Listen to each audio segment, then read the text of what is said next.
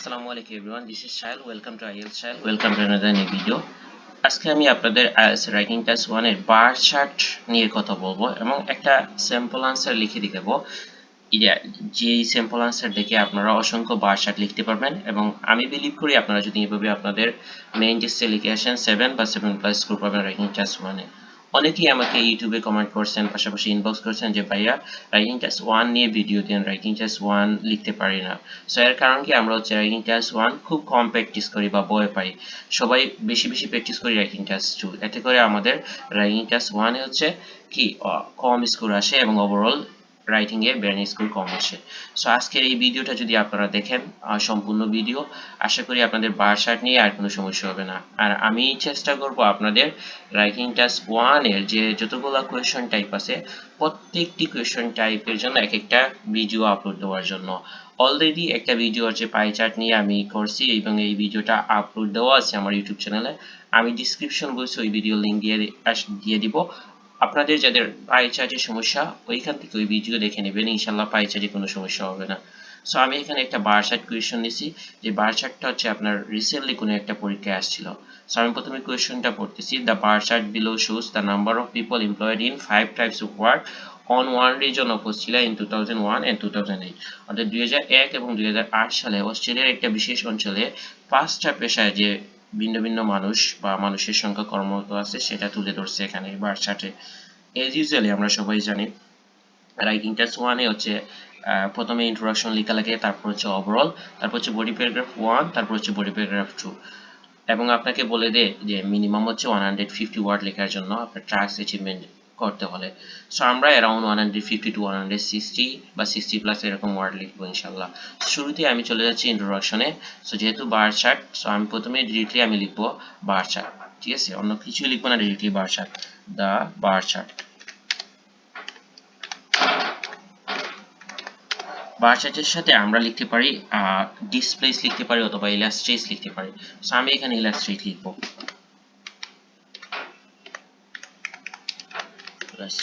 তারপরে হচ্ছে আমি কোয়েশ্চনে চলে যাব। কোয়েশ্চনে কি বলছে, তারা বার চার্টে কি ইলাস্ট্রেট করছে, তারা বলছে the number of people employed, ঠিক আছে, in 5 types of work. So আমি এটাকে লিখতে পারি হাউ মেনি নাম্বারস অথবা directly the number of people. অনেকেই মনে করি প্যারাফ্রেজিং হচ্ছে সম্পূর্ণ ওয়ার্ড চেঞ্জ করা বা লাইন বাই লাইন চেঞ্জ করা। আসলে প্যারাফ্রেজিং মানে লাইন বাই লাইন চেঞ্জ করা না। আজকের ভিডিও যদি দেখেন আপনারা প্যারাফ্রেজিং কি বুঝতে পারবেন। আপনি সম্পূর্ণ লাইনের মধ্যে একটা দুইটা ওয়ার্ড চেঞ্জ করলে বা শব্দ সিনোনিম ইউজ করলেই প্যারাফ্রেজিং হয়ে যাবে। সো আমি লিখবো the number of people, the number of people. তারপরে কি লিখছে তারা, নাম্বার অফ পিপল হচ্ছে এমপ্লয়েড। সো আমি লিখতে পারি এমপ্লয়েড, মানে কাজ করেছিল বা কাজ করতেছিল এখানে, এমপ্লয়েড। তারপরে তারা হচ্ছে 5 টাইপস অফ ওয়ার্ক, দেখেন এখানে 5 types of, in 5 types of work. So আমরা এটাকে লিখতে পারি in 5 different occupation, in 5 different occupation, 5 different occupation। এই যে in 5 types of work এ আমরা in 5 different occupation লিখছি, এটাই হচ্ছে আমার প্যারাফ্রেজিং। তারপর বলছে on one regions of Australia। So আমরা কি এটা বলতে পারি in a particular region অথবা in a specific region of Australia, in a particular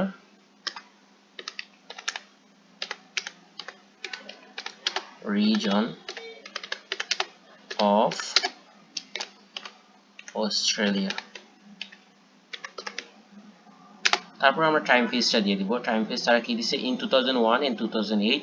আমরা সেটাকে প্যারাফ্রেজিং করে দিতে পারি বিটুইন 2001 and 2008,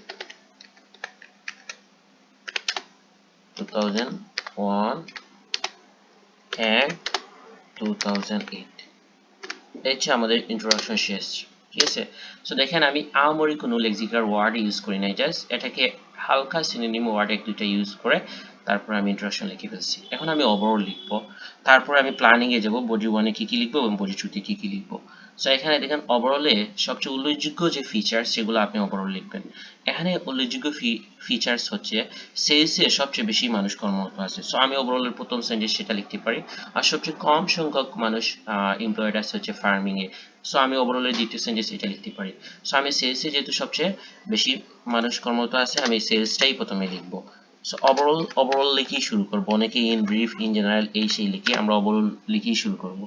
সো যেহেতু সেলসে বেশি, আমরা লিখতে পারি sales had the highest number of employed people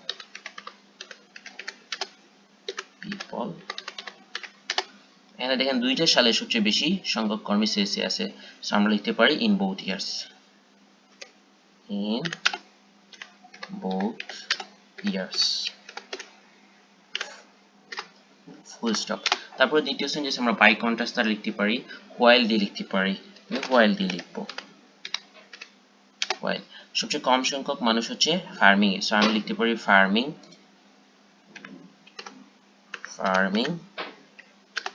had the lowest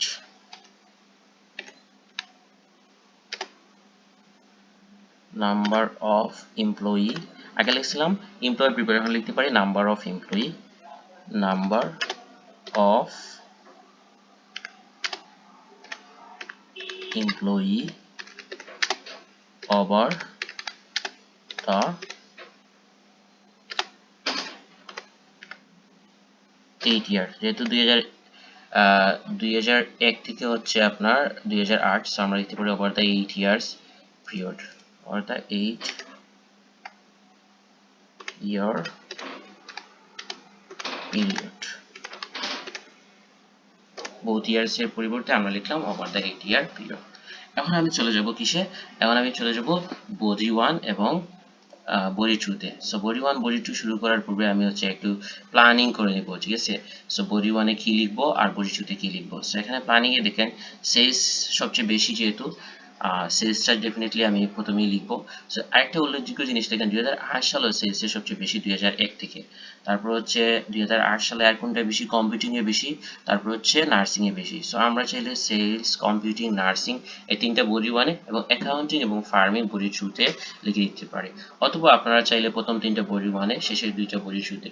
অর্থাৎ আপনারা আপনাদের মতো করে প্ল্যান করবেন। রাইটিং টাস্ক 1 এ কোনো ফিক্স কোনো ইয়ে নাই, ঠিক আছে। সো আমি সেলস যদি বডি 1 এ লিখি, কম্পিউটিং বডি 1 এ, নার্সিং বডি 1 এ, তখন আমি কম্পারিজন করতে পারবো। সো আমি একটু প্ল্যান করে নিচ্ছি, এখানেই প্ল্যান করে নিচ্ছি, ঠিক আছে। সো দেখেন আমি দিলাম প্ল্যান ফর বডি 1,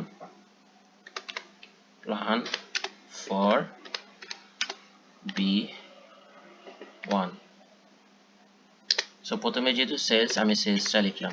সেলসে কিসে বেশি, 2008 সালে। সো আমি 2008টা আগে লিখলাম, লিখে 2008 এ কত কর্মী আছে এখানে দেখেন 1,60,000-এর উপরে। তারপর হচ্ছে 2001 সালে হচ্ছে 1,50,000 রাউন্ড। সো আমি লিখতে পারি অ্যারাউন্ড 1,60,000। আর 2001 সালে হচ্ছে আপনার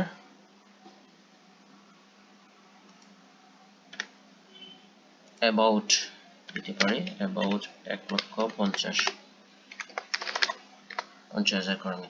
এই হচ্ছে সেলস। তারপরে আমি যেহেতু কম্পিউটিং লিখবো, কম্পিউটিং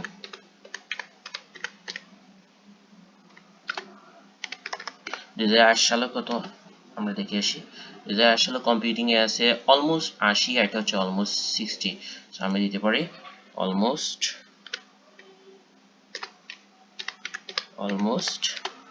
80,000। and 2001 সালে হচ্ছে about 60,000।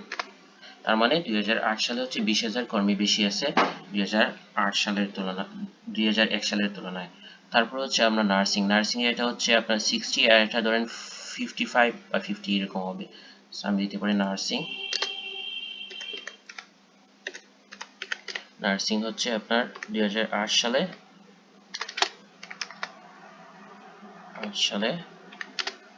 60 আর 2001 সালে হচ্ছে অ্যারাউন্ড আমরা দিতে পারি অ্যারাউন্ড আপনার 55,000।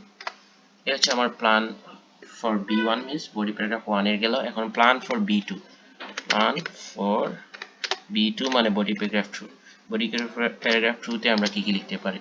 সো বডি প্যারাগ্রাফ 2 তে বাকি রয়েছে হচ্ছে আপনার অ্যাকাউন্টিং আর ফার্মিং। সো এটা ইজিলি আমরা লিখতে পারি। সো অ্যাকাউন্টিং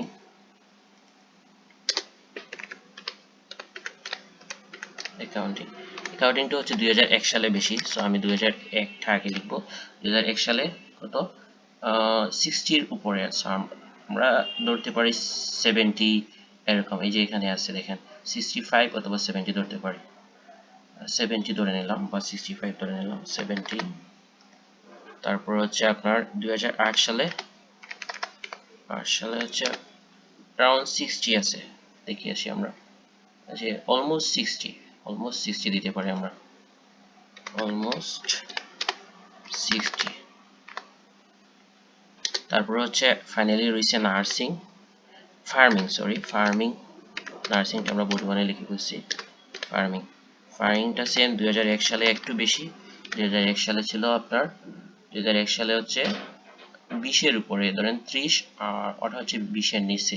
2008 সালে আমরা দিলাম 30,000। 2008 সালে হচ্ছে বিলো 20,000। এই হচ্ছে আমার প্ল্যানিং শেষ। এখন আমি ডিরেক্টলি চলে যাব বডি প্যারাগ্রাফ 1 এ। ঠিক আছে, প্ল্যানিং যখন শেষ হয়ে যাব তখন আপনারা হচ্ছে বারবার চার্টটা দেখা লাগবে না, আপনি ডিরেক্টলি বডি 1 এ বডি 2 তে চলে যেতে পারবেন। সো আমি বডি 1 এ এখানে শুরু করব। বডি 1 লেখা দেখেন, বডি 1 লিখি। প্রথমে যেহেতু সেলস লিখবো আমি শুরু করতে পারি sales in terms of sales দিয়ে। ঠিক আছে, ইন টার্মস অফ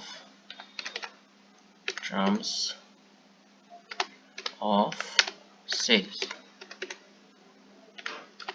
সবচেয়ে বেশি যেহেতু আমাদের 2008 সালে সেলসে সবচেয়ে বেশি আছে, সো আমি এটা লিখতে পারি দ্য নাম্বার অফ পিপল অথবা the highest number of people, এইভাবে আমি লিখতে পারি। দ্য নাম্বার অফ পিপল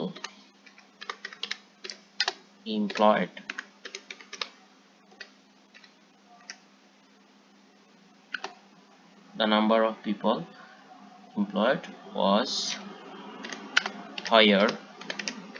অর্থাৎ 2008 সালে সবচেয়ে বেশি কর্মী এখানে কর্মরত আছে 2001 থেকে। তো আমরা লিখতে হায়ার ইন 2008 দেন ইন 2001। এরকম কম্পারেটিভ সেন্টেন্স কিন্তু রেডি কিছু কম্পারেটিভ সেন্টেন্স আমি আমার প্রাইভেট বেসিস স্টুডেন্টদের দিয়ে দেখিয়েছি। আছে যারা এগুলো ইজিলি ইউজ করে আপনাদের রাইটিং টেস্ট 1 লিখতে পারে। সো আপনারা যদি এরকম সেন্টেন্সগুলো ইউজ করেন ডেফিনেটলি আপনাদের ভালো একটা স্কোর চলে আসবে। দেখুন আমি এক্সাক্ট ফিগারগুলো লিখবো। সে 2008 সালে হচ্ছে অ্যারাউন্ড 1,60,000, আর 2001 সালে হচ্ছে 1,50,000। সো আমি লিখতে পারি এট অ্যারাউন্ড 1,60,000 and কয়টা দিতে পারি approximately 1,50,000 রেসপেক্টিভলি না দিলে এই সেন্টেন্সটা হবে না। রেসপেক্টিভলি বাংলা অর্থ হচ্ছে আপনার 2008 সালে হচ্ছে 1,60,000 কর্মী আছে এবং 2008 সালে হচ্ছে 1,50,000 কর্মী আছে কর্মরত এই সেক্টরে। এইগুলো আমাদের হচ্ছে সেলস। এখন আমি লিখবো কি সেলস এর পরে কম্পিউটিং এও যেহেতু সিমিলারলি হচ্ছে 80,000 মানুষ কর্মরত আছে। 2001 সালে হচ্ছে 60,000, তার মানে 20,000 বেশি মানুষ কর্মরত আছে। এবং এখানে উল্লেখযোগ্য জিনিস হচ্ছে কম্পিউটিং হচ্ছে সেকেন্ড পপুলার অর্থাৎ এমপ্লয়ার সেক্টর। সো আমরা এই সেন্টেন্সটা আগে লিখতে পারি যে computing was the second most employer sector in 2008। এটা লিখতে পারি আগে। সিমিলারলি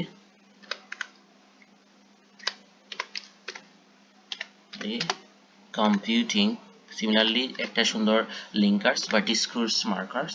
সো আমরা সিমিলারলি পরে একটা কমে দেব। Computing was the second most employed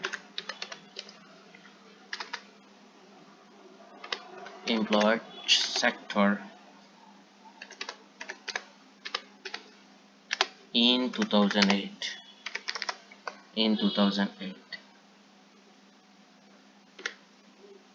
2008 সালে দ্বিতীয় সর্বোচ্চ এমপ্লয় সেক্টর হচ্ছে কম্পিউটিং, যেখানে 80,000 কর্মী কর্মরত আছে। 2001 সালে যেখানে আছে কত হাজার, আপনার 60,000। সো 2008 সালে কত বেশি আমরা দিতে পারি যে 20,000 কর্মী, অ্যারাউন্ড 20,000 কর্মী বেশি আমরা দিতে পারি with 20,000 more employees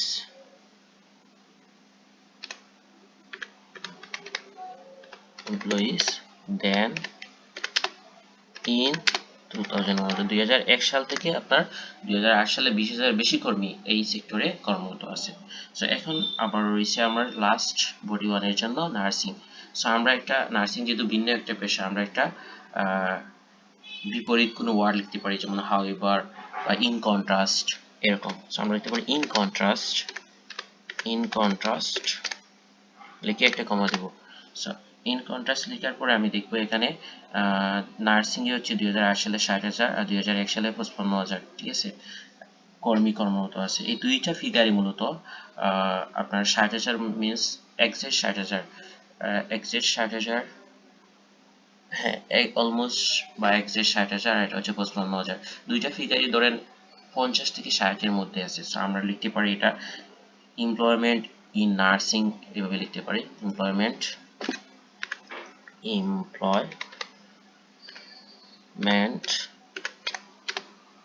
in nursing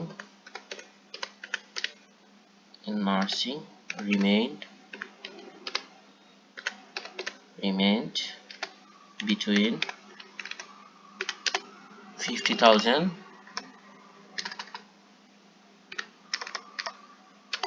and 60,000 over the 8-year period। তো এই 8 বছরে হচ্ছে এই দুইটা সালে অর্থাৎ বা এই 8 বছরে এই নার্সিং প্রফেশনে কর্মরত কর্মী ছিল 50 থেকে 60,000 এর মধ্যে। সো এই দেখেন আমি কত সুন্দরভাবে বডি 1 হাই কোনো লেক্সিক্যাল ওয়ার্ড ইউজ করি নাই আমি এখানে। সো আমি বডি 1 লেখা শেষ করে দিলাম। এখন হচ্ছে আমি বডি 2 লিখবো। বডি 2 লেখা শুরু করবো। আমি বডি 2 লেখা শুরু করার আগে আমি দেখবো বডি 2 তে কি কি আছে। অ্যাকাউন্টিং আছে এবং ফার্মিং আছে। এবং একটা জিনিস লক্ষ্য করবেন বডি 2 তে অ্যাকাউন্টিং এবং ফার্মিং এই যতগুলো ফিগার আছে এই দুইটা ফিগারে মোটামুটি অ্যাকাউন্টিং এবং ফার্মিং দুইটাই সবচেয়ে কম সংখ্যক কর্মী কর্মরত আছে ধরা যায় এভারেজ। সো আমি একটা সেন্টেন্স জেনারেল একটা সেন্টেন্স প্রথমে শুরু করতে পারি যে accounting farming were the only two sector that had a কি লোয়ার নাম্বার অফ এমপ্লয়িজ। অথবা আমরা এটা লিখতে পারি যে accounting had little higher than farming, এটাও লিখতে পারি যেহেতু দুইটা সেক্টরে মোটামুটি কম। সো আমি এটা প্রথমে একটা জেনারেল সেন্টেন্স লিখতে পারি। আবার আরেকটা জিনিস হচ্ছে 2001 সালে হচ্ছে দুইটার একটু বেশি, 2008 সালে হচ্ছে এই দুইটা সেক্টরে 2008 সালে সবচেয়ে কম কর্মী আছে, ঠিক আছে, 2001 সালের তুলনায়। সো এটাও আমি লিখতে পারি যে accounting and farming were the only sector that had a higher number of employee in 2001 than in 2008, এটাও লিখতে পারি। সো আমি একটা জেনারেল সেন্টেন্স দিয়ে শুরু করব। প্রথমে অ্যাকাউন্টিং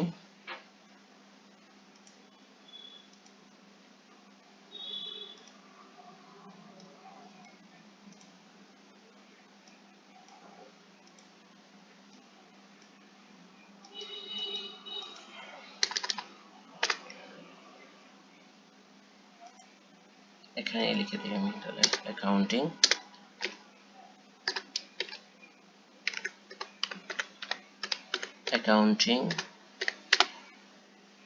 and farming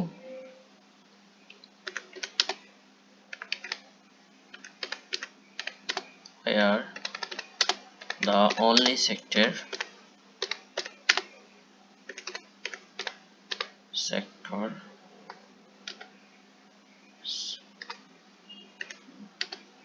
only দুইটা সেক্টর যেহেতু আমরা লিখতে পারি only two sectors that had a higher number, এটা হচ্ছে ইন জেনারেল সেন্টেন্স আর কি, শুরুতে গেলে number of employees in 2001 than in 2008। Bangla অর্থ হচ্ছে 2001 সালে অ্যাকাউন্টিং এবং ফার্মিং সেক্টরে সবচেয়ে বেশি কর্মী কর্মরত আছে 2008 সালের তুলনায়। ঠিক আছে, তারপরে এখন আমি দ্বিতীয় সেন্টেন্সটা লিখব। দ্বিতীয় সেন্টেন্সটা দেখবো আমরা যে কোন সেক্টরে একটু বেশি। সো আমরা প্রথমে যদি অ্যাকাউন্টিং লিখবো, অ্যাকাউন্টিং এ আছে আমি এখানে দেখছি অ্যাকাউন্টিং এ 70,000, 2001 সালে হচ্ছে 70,000 আর 2008 সালে হচ্ছে 60,000। তারপরে একটু শিওর হয়ে যাবো, হ্যাঁ অ্যারাউন্ড 70 ধরা যায় বা 60 এর উপরে 60ই ধরা যায়। সো আমরা দিতে পারি 70 অথবা 60 আমরা দিতে পারি, জাস্ট অথবা ওভার অথবা অ্যারাউন্ড, রাফলি, তো রাফলি দিতে পারি রাফলি 70,000 people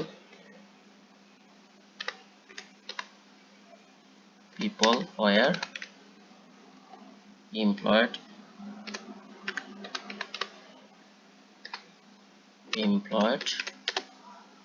in accounting sector in 2001 while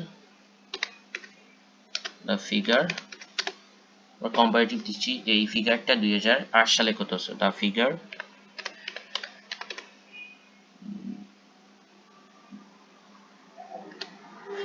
in 2008 was কত ছিল, আমরা almost 60 আমরা দিতে পারি nearly 60, nearly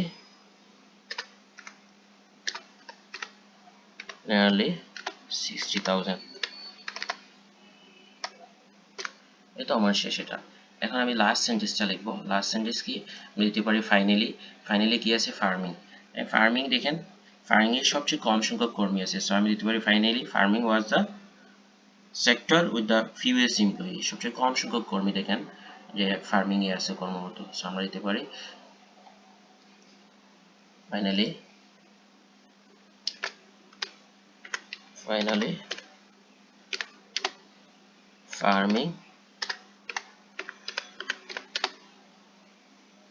farming was the sector with the fewest employee।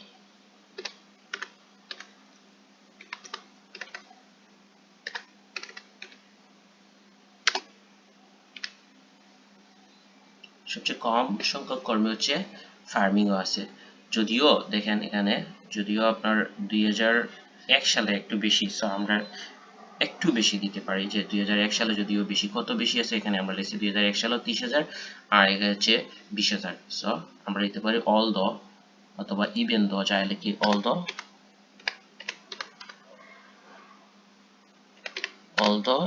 each ranked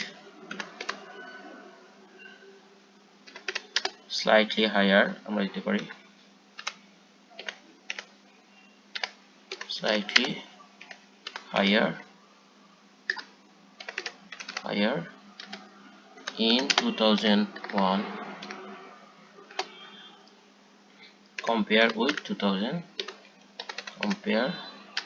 to 2008, যদিও এটা হালকা বেশি ছিল 2001 সালে 2008 সালের তুলনায়। সো এখানে আমি ফার্মিং এর কোনো এক্সাক্ট ফিগার লিখি নাই, উপরের সবগুলার মোটামুটি এক্সাক্ট ফিগার লিখছি। ঠিক আছে, কিন্তু এখানে আমি ফার্মিং এর কোনো এক্সাক্ট ফিগার নেই। এটা হচ্ছে আমার হচ্ছে সামারি, ঠিক আছে, যে প্রত্যেকটা রাইটিং টাস্ক 1 এ লেখা থাকে summarise the information and reporting the selecting the main feature. So এর মানে কি, আপনি যে জিনিসটা মনে করবেন যে এখানে কম্পারিজন করা দরকার, যে জিনিসটা মনে করবেন ফিগার উল্লেখ করা দরকার, সেই ফিগারটা লিখবেন। যে জিনিসটা মনে করবেন না, রিলেভেন্ট মনে করবেন না, সেটা লেখার দরকার নেই, নো প্রবলেম, ইটস ফাইন। অনেকে মনে করি এই ডাটা স্কিপ করলে মেবি আমার নেগেটিভ হবে, নো। আপনি যদি অনেক পরিমাণ তথ্য লিখে ফেলেন তখন আপনার 200 ওয়ার্ড হয়ে যাবে, আপনার টাস্ক অ্যাচিভমেন্ট ওভারলেন্থ হয়ে যাবে, সো ওভারলেন্থ করা যাবে না, ঠিক আছে নি। সো এখানে দেখেন কয় ওয়ার্ড হলো, আমি যদি কাউন্ট করি একসাথে, এখানে হচ্ছে ইন্ট্রো ওভারঅলে হচ্ছে আপনার আছে অ্যারাউন্ড, আমি একসাথে গনে ইন্টু ইন্টু ওভারঅল, তারপর হচ্ছে সবগুলো আমি যদি একসাথে কাউন্ট করি, সো অ্যারাউন্ড হচ্ছে আপনার 160টা ওয়ার্ড আছে এখানে। সো এখানে যদি আপনার এরকম 160 অ্যারাউন্ড 160 ওয়ার্ড আছে এখানে। সো এরকম যদি আপনারা 160 ওয়ার্ড লিখতে পারেন, সো আপনারা ইজিলি ব্যারন স্কোর কত পাবেন, দেন 7, ইভেন আপনি 7 প্লাসও পেতে পারেন, ঠিক আছে। সো আপনারা যদি এরকম রাইটিং টাস্ক 1 এর বাকি ভিডিওগুলা, অর্থাৎ লাইন চার্ট টেবিলের ভিডিওগুলা পেতে চান, কমেন্ট করবেন, ইনশাল্লাহ আমি সবগুলা ভিডিও দিয়ে দিব আমার ইউটিউব চ্যানেলে। Thank you, stay with IELTS style.